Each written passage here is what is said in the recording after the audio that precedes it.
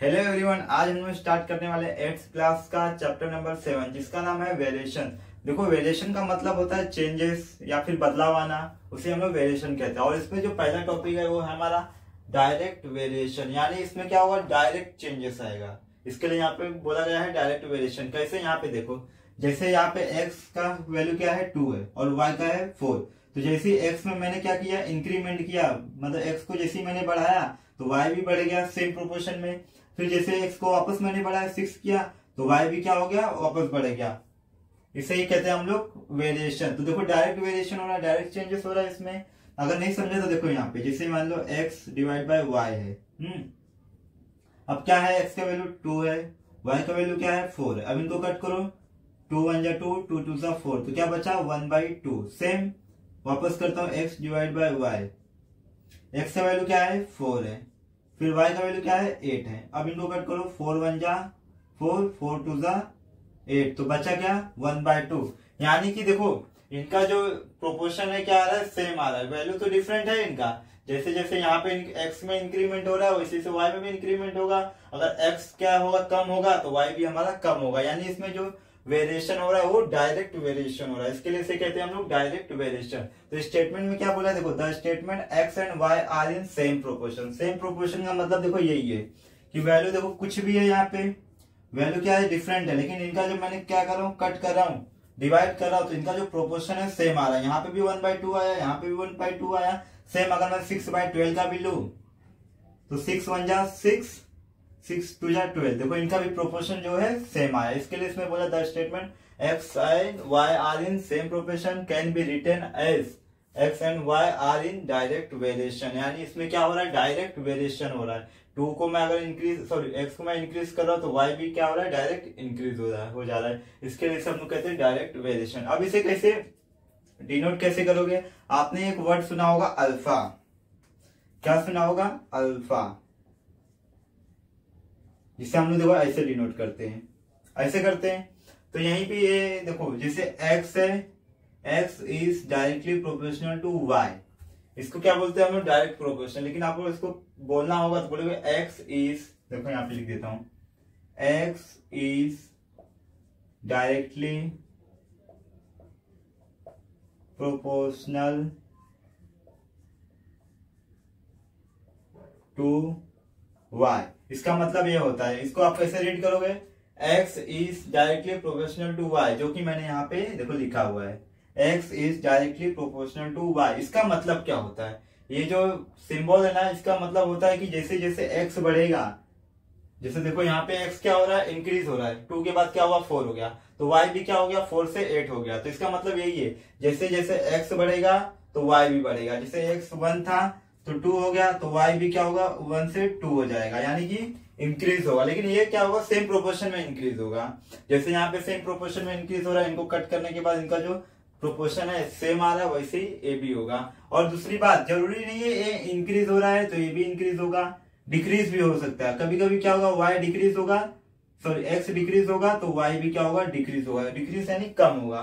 तो हम लोग इस सिंबल का मतलब समझ में आया ना। अगर कहीं भी अगर ये सिंबल है किसी भी दो वेरिएबल के बीच में, तो समझ जाना कि वो क्या है, उसके डायरेक्टली प्रोपोर्शनल है। और डायरेक्टली प्रोपोर्शनल यानी कि अगर एक बढ़ेगा तो दूसरा भी बढ़ेगा, यानी एक इंक्रीज होगा तो दूसरा भी इंक्रीज होगा। और अगर एक घटेगा, कम होगा, तो दूसरा भी ऑटोमेटिक कम हो जाएगा। इसके लिए इसे कहते हैं डायरेक्ट कम होगा, इसलिए इसे हम लोग कहते हैं x is directly proportional to y।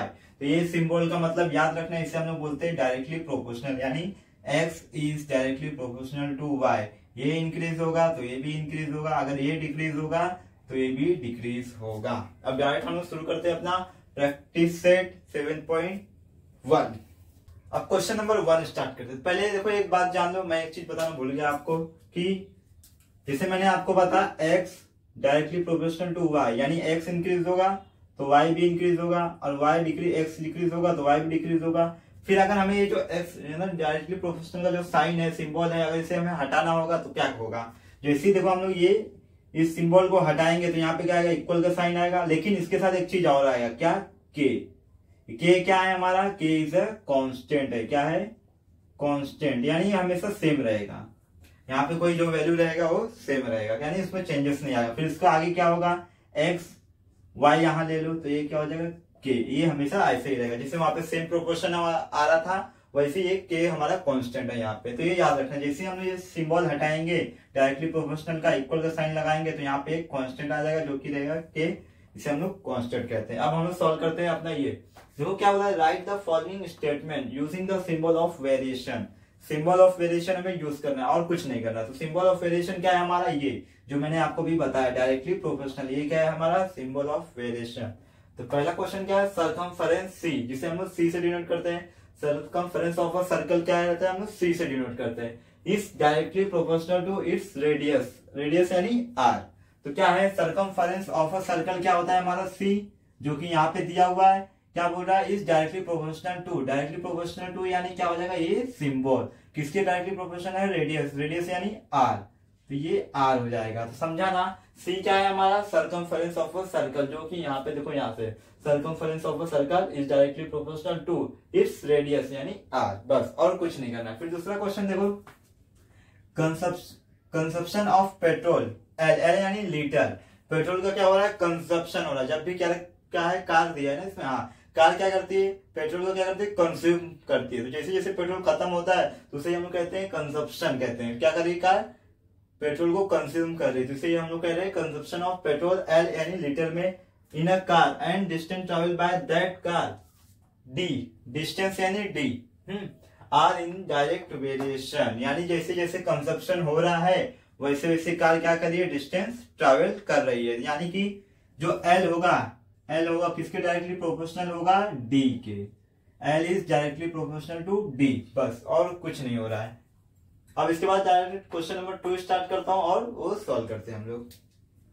Question number 2 देखो क्या है इसमें, complete the following table considering that the cost of apples and their number are in direct variation. देखो इसमें क्या है, डायरेक्ट वेरिएशन का रिलेशन है, यानी हमें वो सिंबल इसमें भी यूज करना है। कैसे, देखो इसमें पहला तो दिया है नंबर ऑफ एप्पल्स, यानी एप्पल यानी सेब कितने हैं, और दूसरा है कॉस्ट ऑफ एप्पल्स जिसे y से डिनोट किया गया है, यानी एप्पल का प्राइस। तो देखो यहाँ पे पहले एप्पल 1 था, नंबर ऑफ एप्पल 1 था, तो उसका प्राइस कितना था, 8 था। फिर क्या हुआ, एप्पल क्या हो गया 4, तो फिर प्राइस कितना हो गया 32। यानी कि जैसे जैसे x बढ़ रहा है y भी बढ़ रहा है, यानी यहाँ पे भी क्या हो रहा है, वेरिएशन हो रहा है, डायरेक्ट वेरिएशन हो रहा है। तो वही मैंने आपको समझाया है। तो अब इसको कैसे सॉल्व करेंगे, देखो पहले तो यहाँ पे आ जाओ, यहाँ पे solution, number of apples, number of apples किससे डिनोट किया गया, इसे x से। तो पहला कितना है, नंबर ऑफ एप्पल्स 1 है। फिर क्या है, cost of apples, cost of apples, ये किससे, y से डिनोट किया गया है, ये कितना है 8 है।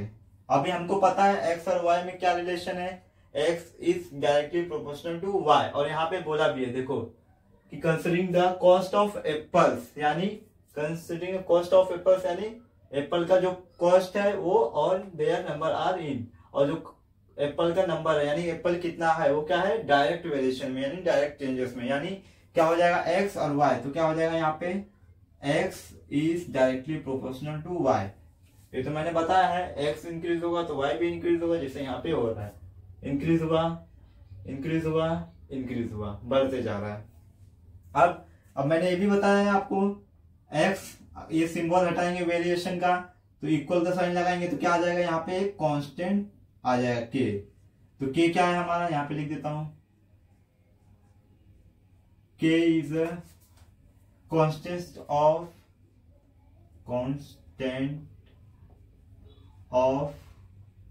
वेरिएशन, क्या है ये, कांस्टेंट ऑफ वेरिएशन। अब x का वैल्यू क्या है, यहाँ पे देखो x यानी 1 है, 1 रख दिया, k तो ऐसे ही रहेगा, k हमें फाइंड आउट करना है। y का वैल्यू क्या है, 8 है, ये मल्टीप्लीकेशन में होगा, ये क्या है मल्टीप्लीकेशन में, तो यहाँ पे 8 आएगा।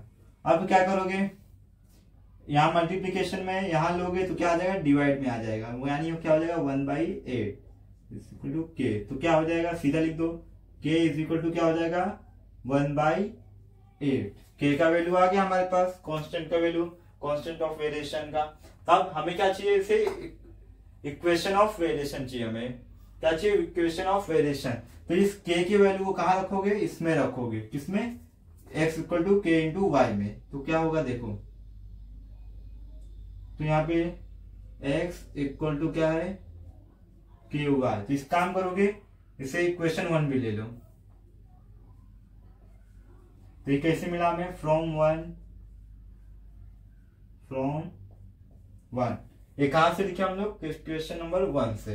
अब x इक्वल टू के का वैल्यू क्या मिला है हमें, देखो यहाँ पे 1/8 इंटू वाई। तो क्या हो जाएगा यहाँ पे देखो, ये क्या हो जाएगा हमारा equation of variation, equation of variation. क्या है ये हमारा, इक्वेशन ऑफ वेरिएशन। चलो ये तो हो गया इक्वेशन ऑफ वेरिएशन। अब हम लोग आगे का सॉल्व कर सकते हैं। आ जाओ करते फटाफट। तो देखो इसमें ये तो कंप्लीट है, यहाँ पे 4 है, यहाँ पे 32 है, यहाँ पे कुछ करना नहीं है अपने को। लेकिन यहाँ पे देखो y का तो वैल्यू दिया है 56, लेकिन x का वैल्यू कुछ नहीं दिया, यानी x का वैल्यू हमें फाइंड आउट करने का है। तो आ जाओ इसमें, ये किसवा है, तीसरा है ना, तो यहाँ पे लिख देता हूं तीसरा।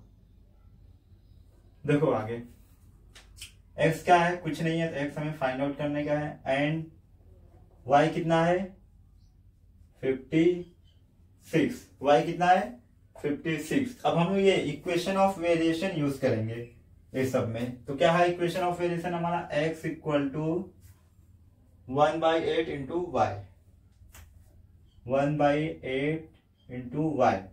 अब x का वैल्यू कुछ नहीं है, x हमें फाइंड आउट करने का, इसे रहने दो 1/8। y का वैल्यू क्या है देखो 56 है, यहाँ पे 56 रख दो, फिर कट करो 8। अभी ये 56 को क्या करने का, हमें 8 से डिवाइड करने का। तो होगा क्या, होगा 8 1 जा 8, 8 7 जा 56। तो यहाँ पे कितना आएगा 7 आएगा, यानी x का वैल्यू कितना आ गया 7 आ गया। कितना आ गया 7, 56। देखो यहाँ पे क्या आ जाएगा फिर 7 आ गया। तो देखो यहाँ पे 4 से 7 हुआ और ये 32 से 56 हो गया, सॉल्व हो गया। अब दूसरा, अब चौथा करते हैं। चौथे में देखो x का वैल्यू दिया है, हमें y का वैल्यू फाइंड आउट करने का है। तो चौथा करते हैं, आ जाओ। चौथे में क्या दिया, x इक्वल टू 12 दिया है एंड y हमें फाइंड आउट करने का है। y क्या है हमारा, कॉस्ट ऑफ एप्पल, यानी एप्पल का प्राइस निकाला है। कितने एप्पल का, 12 एप्पल का। इसके पहले क्या था, प्राइस दिया हुआ था, तो कितने एप्पल का प्राइस था 7 का, तो वही हम लोग निकाले। तो y का निकालते हैं। तो सेम हम लोग यही इक्वेशन ऑफ वेरिएशन यूज करेंगे, x equal to 1/8 into y. यहाँ पे आएगा x equal to 1/8 into y. अभी x का वैल्यू दिया है, तो यहाँ पे 12 रख दो, x के प्लेस पे 12, 1/8 इंटू वाई। वाई का वैल्यू नहीं दिया, इसलिए y को इसी रहने दो। अब क्या होगा, 8 यहाँ क्या है, डिवाइड में है, यहां आएगा तो क्या हो जाएगा मल्टीप्लीकेशन में। देखो क्या हो जाएगा 12 into 8 is equal to y हो जाएगा। अब 12 का मल्टीप्लाई 8 में करो, कितना होगा, करो 8 दूनी 16, 8 एकम 8, कितना होगा 96। अगर आपको टेबल याद नहीं है तो आप लोग ऐसे भी कर सकते हो। फिर y का वैल्यू क्या आ गया हमारे पास, y इज इक्वल टू 96। तो यहां पे क्या आ जाएगा 96। अब इसके आगे चलते हैं फिफ्थ पे। फिफ्थ यहाँ पे मैं करता हूं साइड में। देखो फिफ्थ में क्या होगा, फिफ्थ में देखो x का वैल्यू नहीं दिया है, तो यहाँ पे क्या करो क्वेश्चन मार्क करो एंड y का वैल्यू कितना दिया हुआ है 160। कितना है 160। अब सेम यही इक्वेशन ऑफ वेरिएशन यूज करो, x equal to 1/8 into y. अब 160 दिया है तो x को ऐसे रहने दो, y का वैल्यू कितना है 160, यहाँ पे आ जाए 160। अब 8 1 जा 8, कट करने आता है ना, कट करे से 8 का टेबल 2 बार क्या होगा, 8 2 जा 16, यहाँ पे 2 हो जाएगा और ये 0, तो कितना बचेगा यहाँ पे 2 और 0 बचेगा, तो 1 भी यहाँ पे, चलो ठीक है करके दिखाता हूँ। तो 1 का मल्टीप्लाई 20 में करो तो 20 आएगा, यानी x का वैल्यू कितना आ गया हमारे पास 20। तो यहाँ पे नंबर ऑफ एप्पल कितने रहेंगे 20, बस और कुछ नहीं करने का है। देखो क्वेश्चन नंबर तीसरा, देखो क्या बोला, if m directly proportional to n and when m equal to 154 n equal to 7 find the value of m when n equal to 40।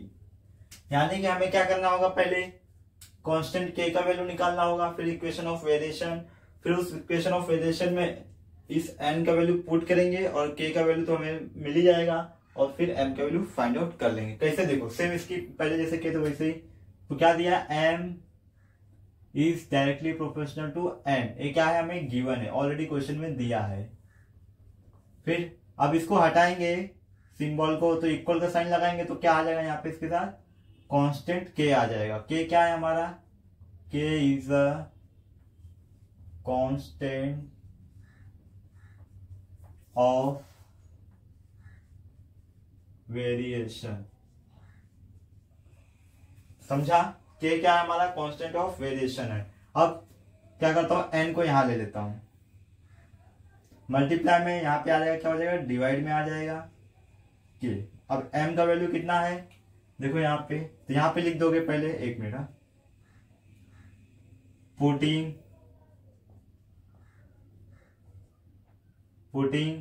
m equal to 154 and n equal to कितना है 7,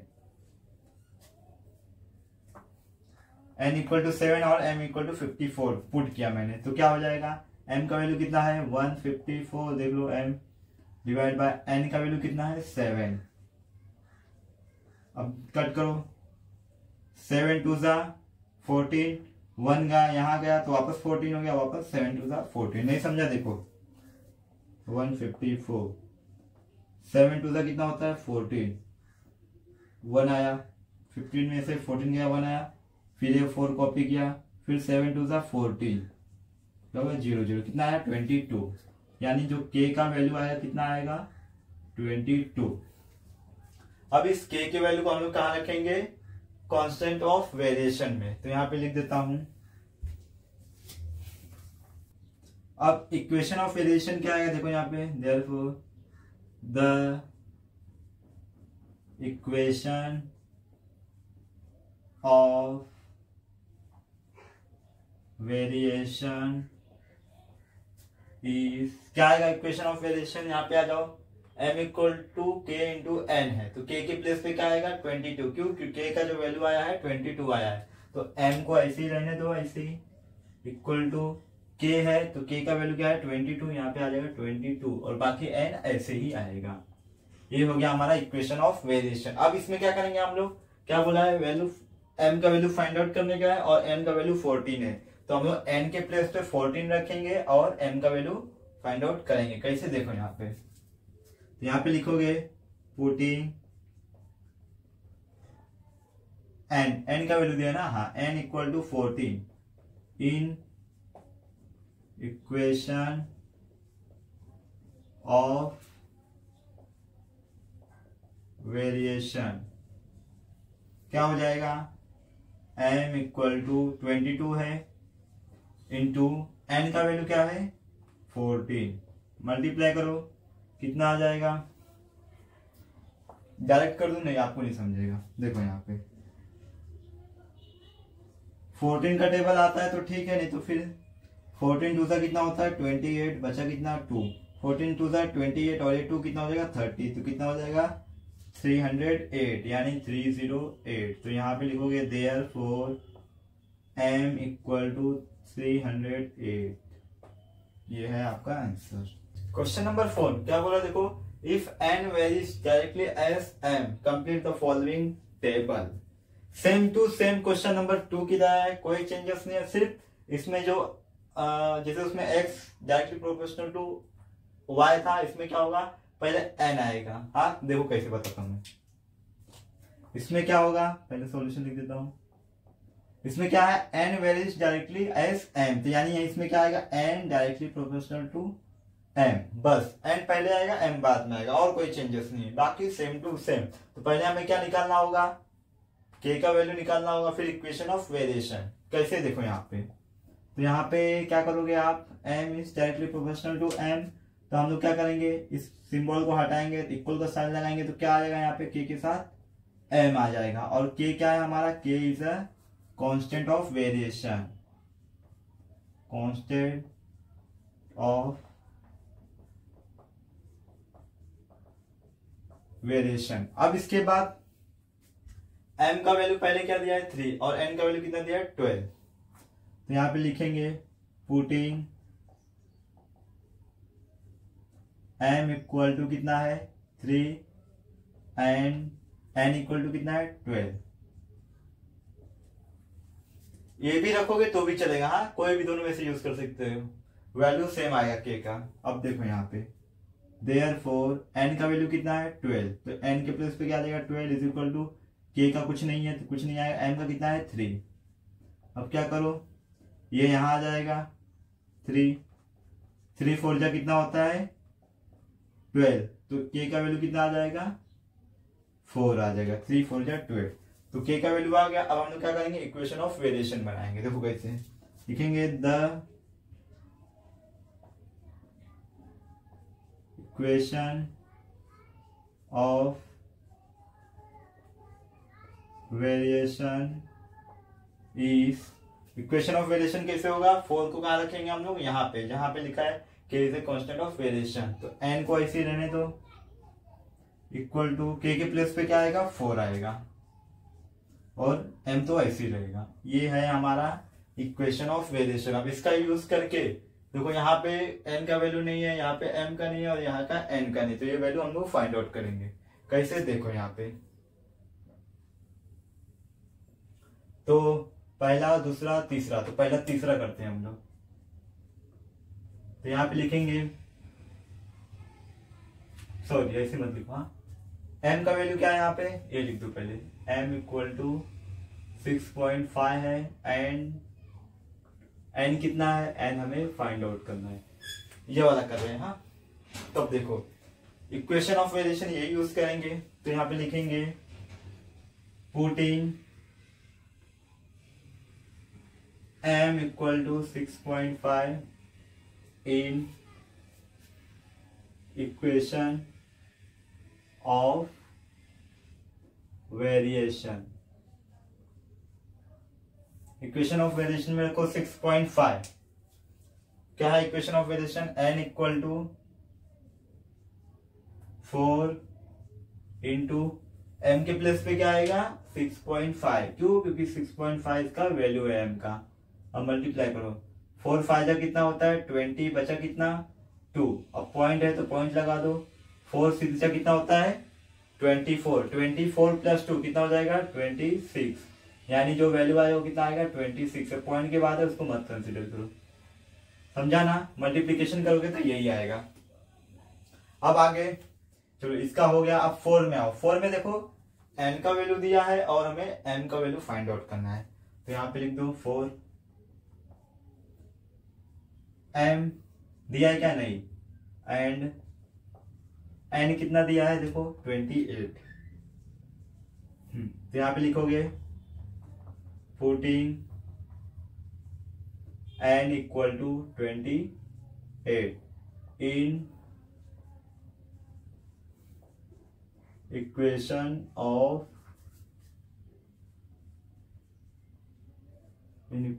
variation. क्या है equation of variation हमारा, देखो यहाँ पे भी लिखा है लेकिन यहाँ पे वैल्यू रख दिया मैंने, तो देखो यहाँ पे n है तो n का वैल्यू तो दिया है, तो यहाँ पे आ जाएगा 28 इज इक्वल टू 4 तो रहने ही वाला है इंटू m का वैल्यू है क्या, नहीं, तो m को ऐसे ही कॉपी कर लो, क्यों, क्योंकि m हमें फाइंड आउट करने का है।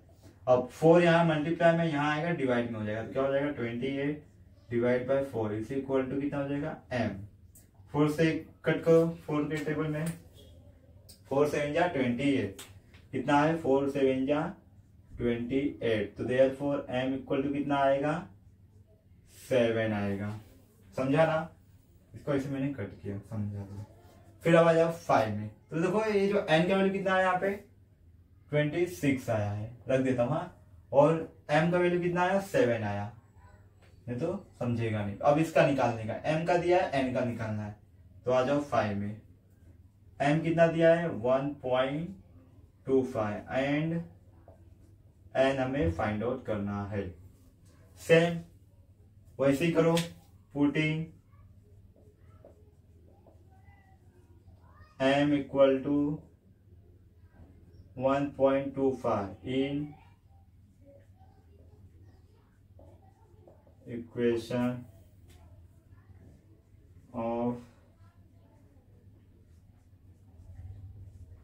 वेरिएशन, इक्वेशन ऑफ वेरिएशन देखो। अब देखो इक्वेशन ऑफ वेरिएशन क्या है, n equal to 4 into n. तो n का तो वैल्यू नहीं दिया, n हमें फाइंड आउट करना है, तो n ऐसे रहेगा, 4 भी ऐसे रहेगा, इंटू m के प्लेस पे क्या आएगा 1.25। अब 4 का मल्टीप्लाई करो। मेरे ख्याल से अगर डायरेक्ट करना है तो 4 का मल्टीप्लाई 1 में करेंगे तो 4 आएगा, और ये क्या है 1, ये जो 0.25 है, जैसे ये 25 है, ये 1 का क्या है 1/4 है, ये 1/4 है, यानी कि 1 और ऐड करेंगे तो कितना हो जाएगा 5 हो जाएगा। नहीं समझा तो मेरे को मल्टीप्लाई करके दिखाता हूं। कितना है 1.25, 4 से मल्टीप्लाई करो, 4 5 जा 20, बचा कितना 2, 4 2 जा 8 और ये 2 कितना हो गया 10, बचा ये 0 आ गया, बचा कितना 1, 4 1 जा 4 और ये 1 कितना हो गया 5। कितने डिजिट पे 1 2, तो यहाँ पे लगा दो, कितना बचा 5.00, तो आया कितना 5 आएगा। n का वैल्यू भी आ गया हमारे पास, कितना आया 5 आया। तो यहाँ पे क्या लिखोगे 5। क्वेश्चन नंबर 5 देखो क्या बोला, y varies directly as square root of x when x equal to 16 y equal to 24 find the constant of variation and equation of variation। वही फाइंड आउट करना है जो इसके पहले हम लोग किए थे, सेम टू सेम वैसे ही है, सिर्फ एक स्मॉल सा चेंजेस है। क्या है मैं आपको बताता हूं। तो पहले देखो क्या दिया यहाँ पे, y वेरीज से लिख लेता हूं पहले, y varies directly as square root of x। y जो हो रहा है डायरेक्ट वेरी हो रहा है, किससे, किसके साथ वेरी हो रहा है, square root of. Square root कैसे लिखते हैं देखो, जैसे 2 है, अब इसका स्क्वायर रूट कैसे लिखेंगे हम लोग, √2, ये हो गया। वही अगर 4 रहता तो इसका 2 आ जाता, लेकिन इसका तो हमें मालूम ही नहीं, इसलिए इसका √2 लिखेंगे। तो अब x है तो x का क्या हो जाएगा √x, वही इसका होगा स्क्वायर रूट। तो यहाँ पे क्या होगा, y is directly proportional to क्या है square root of x। Square root क्या होगा यानी √x, समझा ना, वेरी इज डायरेक्टली यानी directly proportional to √x, square root of x। फिर इसको सिंबल को हटाएंगे, इक्वल का साइन लगाएंगे तो क्या आ जाएगा k आ जाएगा, और k क्या है हमारा कांस्टेंट ऑफ वेरिएशन। तो यहाँ पे लिख दोगे k is a constant of variation, k is a constant of variation. आगे देखो, ये तो हो गया। अब क्या करते हैं हम लोग, जो वैल्यू दिया x और y का वैल्यू दिया है वो हम लोग पुट करेंगे। यहां पे लिखेंगे पुटिंग x इक्वल टू कितना है 16 एंड y इक्वल टू कितना है 24। क्या होगा देखो, y का वैल्यू कितना है 24, तो यहाँ पे आ जाएगा 24 इज इक्वल टू k का वैल्यू अभी नहीं निकला है, तो k को ऐसे कॉपी कर लो, यहाँ पे k का वैल्यू निकालेंगे हम लोग।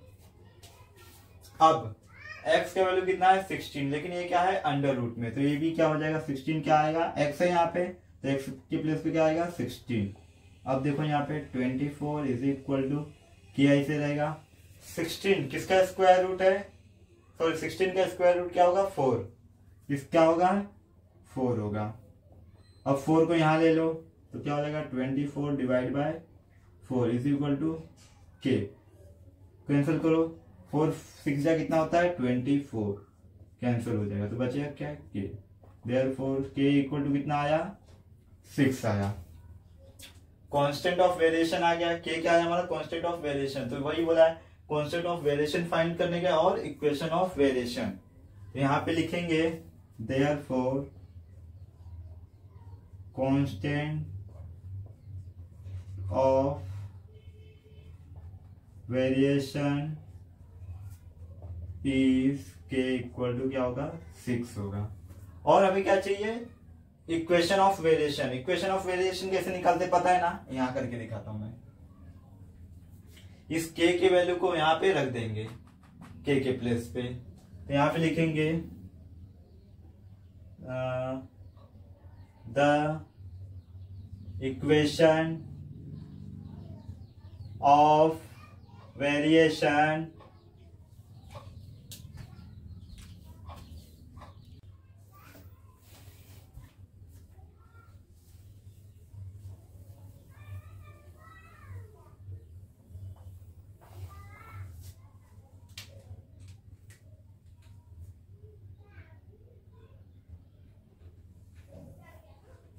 क्या होगा, देखो यहां पे लिखोगे the equation of variation is, क्या होगा इक्वेशन ऑफ वेरिएशन, तो हमारा जो ये कांस्टेंट ऑफ वेरिएशन आया उसमें क्या करेंगे सिर्फ k का वैल्यू पुट कर देंगे। k का वैल्यू क्या है 6, तो आ जाएगा हमारा therefore y equal to k की प्लेस पे क्या आएगा 6 एंड बाकी वैसे ही रहेगा। ये है हमारा इक्वेशन ऑफ वेरिएशन। दो चीजें फाइंड आउट करना था, पहला तो find the constant of variation and equation of variation, ये हो गया इक्वेशन ऑफ वेरिएशन।